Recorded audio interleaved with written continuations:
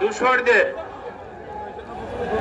দাঁত ভাঙ্গা জবাব দেওয়ার জন্য আজকে কেন্দ্রীয় কর্মসূচির অংশ হিসাবে সিলেট জেলা এবং অঙ্গ সহযোগী সংগঠনের পক্ষ থেকে আজকে বিক্ষোভ সমাবেশ অনুষ্ঠিত হচ্ছে। এই বিক্ষোভ সমাবেশে সিলেট জেলা আওয়ামী লীগ অঙ্গ সহযোগী সংগঠনের নেতৃবৃন্দরা অংশগ্রহণ করেছেন। আমরা এই বিক্ষোভ সমাবেশ থেকে জানিয়ে দিতে চাই, খালেদা জিয়ার দূষর যারা ছাত্র দলের স্লোগান দিয়েছিল, সেই স্লোগানের প্রতিবাদে তারা 15ই আগস্টের হাতিয়ার তুলতে চায়। সেটা কি মনে করে এই দেশে আইন শৃঙ্খলার বাহিনী আছে? 15ই আগস্টে জাতির জনক বঙ্গবন্ধুকে সপরিবারে হত্যা করা হয়েছিল।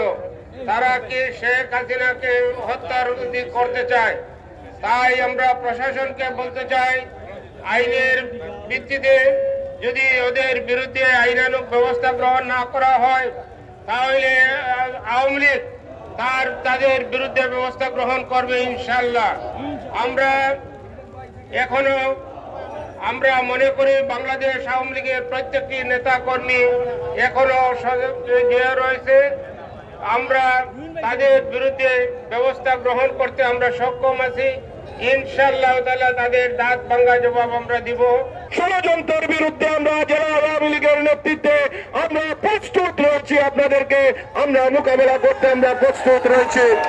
আমরা রাজরাস্তায় ছিলাম, আমাদেরকে রাজরাস্তার বই দেখাবেন না। আমরা রাজরাস্তায় আছি, থাকবো ইনশাল্লাহ। ভবিষ্যতেও আমরা রাজরাস্তায় থাকবো। আজকে প্রমাণ করে সিলেটের স্বতঃস্ফূর্ত ভাবে আজকে মানুষরা রাস্তায় নেমে এসেছেন এবং এর প্রতিবাদ করছেন। আজকে তারা যেভাবে নৈরাজ্য সৃষ্টি করার জন্য ষড়যন্ত্র করছে বিএনপি জামাত, তার প্রতিবাদের জন্য আজকে সারা সিলেটের মানুষ আজকে আওয়ামী লীগের নেতৃত্বে আজকে একত্রিত হয়েছে।